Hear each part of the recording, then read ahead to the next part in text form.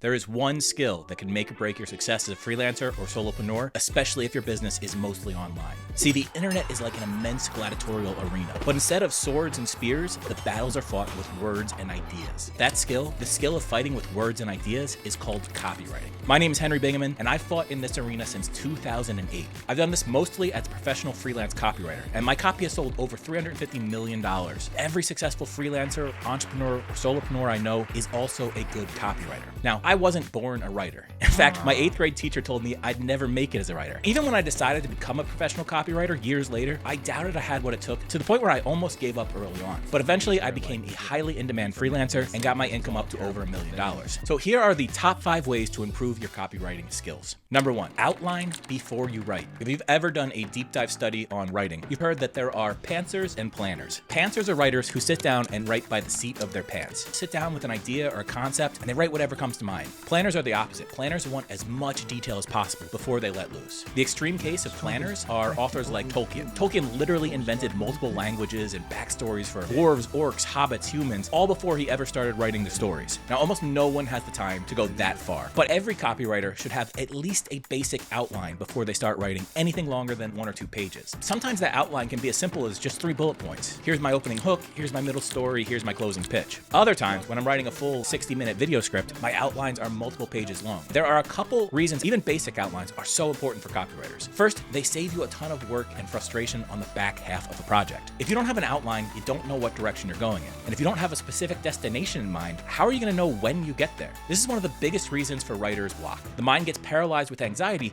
because it's unsure of what it's trying to accomplish. With an outline, you don't have that problem. You know what you're trying to accomplish from the outset. And that's the second benefit. They save so much time. It's just a fact of the copywriting game that you're not going to use everything you write. Every writer ends up throwing out paragraphs and concepts that don't work or don't fit in with the rest of the copy. But pantsers always end up throwing out more copy than planners. If you're a professional, you need to get the copy done. Not just well, but also efficiently. And outlines are a shortcut. Yes, it takes a little more time in the beginning of a project, but by creating that outline, you'll save yourself so much time at the end. And you'll save yourself a lot of frustration along the way. Plus, remember, you're never stuck with your initial outline. If you come up with a better idea as you're writing, which will happen a lot, then just adjust the outline. Does that make sense? Good, because number 2 is almost the exact opposite. This is force yourself into a flow state to get the best copy. Your best work will always come when you're in a flow state. The author Stephen Kotler defines flow state this way. Flow state is a highly focused and immersive mental state in which individual skill levels matches the challenge of the task, resulting in reduced self-awareness, altered time perception, and heightened positive emotions. Your best writing comes when you're not trying, you're just doing. Good writing and good ideas aren't crafted, they're not created. Good writing and ideas are discovered. Nobody really knows where thoughts and ideas come from, but you know that a lot of the times the best ideas you've ever had simply popped into your head in the shower or in bed when you weren't trying to think of anything in particular. A flow state unleashes the full power of your mind, and it takes your ego and your insecurities completely out of the way. Once you start finding these flow states, you're never going to want to leave them. But it's a pain to get into a flow state. Getting into a flow state is like wading out into the ocean. You have to break through a bunch of very scary waves and riptides, but once you're through, everything feels calm and smooth.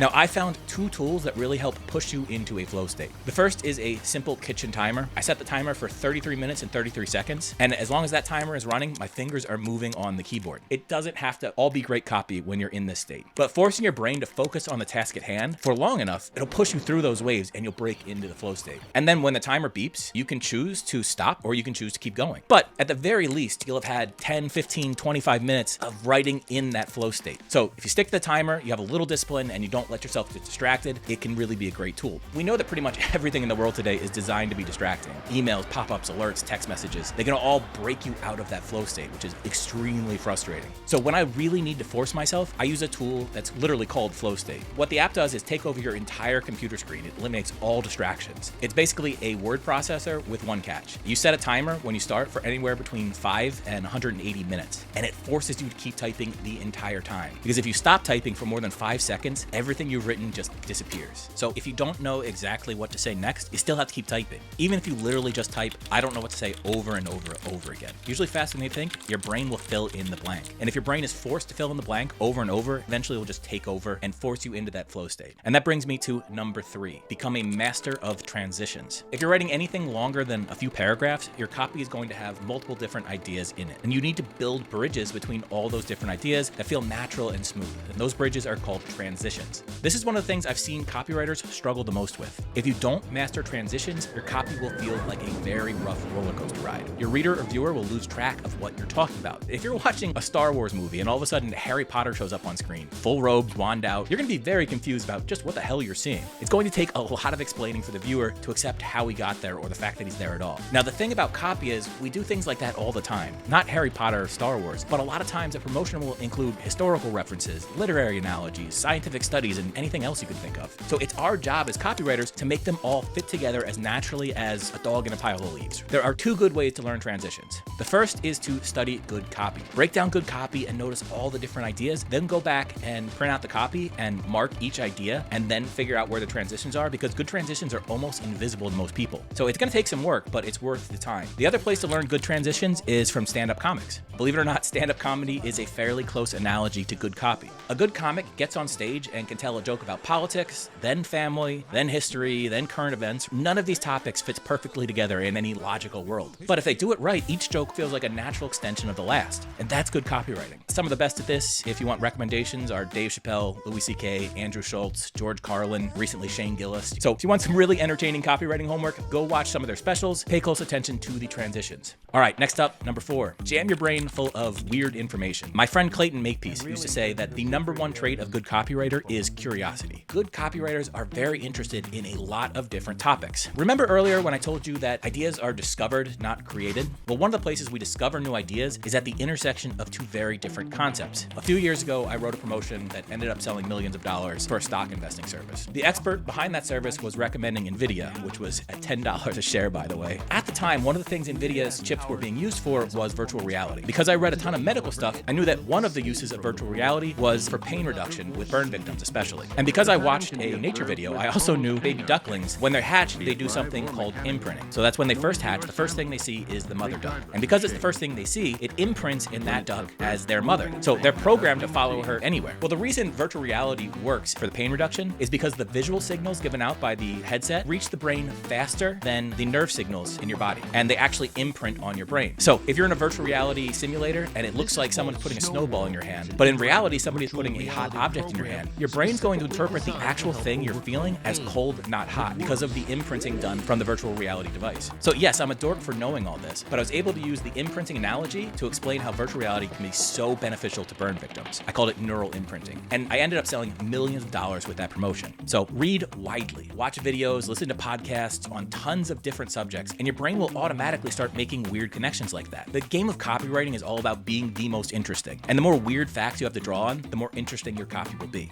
All right, now for probably the best way to get really good really fast. Number 5, get a mentor. The fastest way to get good is to have somebody who's been there before, showing you the path forward that worked and helping you from making the mistakes that they knew from experience don't work. Now, you'll never get a mentor by posting a YouTube comment, hint, hint, or sending a cold email. So the first thing you should do is read books, take courses, and that's a great start. In fact, that's how everybody starts. You can go out and learn it on your own. But the real mentors you'll eventually end up with will more or less just appear in your life after you dive in headfirst and start working hard. There is a process for this that I'm going to dive into in a future video, but the short version is work hard, be impressive, be open to learning, and mentors will come to you. People like me who have struggled, almost quit, then figured out how to climb the mountain, we love to show other people the way, but we have to recognize something of ourselves in you before we're willing to jump in with that much effort. So you have to prove you have the guts, you have the potential before we start really spending valuable time working with you. So prove that you have the grit and resilience and some talent, and mentors will show up. But to get to that point, you need to already be in the arena. So to shortcut the process and get some success under your belt, I want to give you 5 free tools that make even brand new freelancers and solopreneurs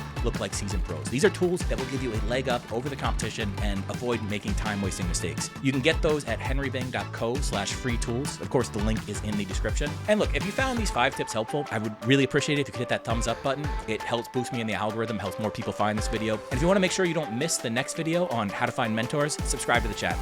All right, catch you in the next one.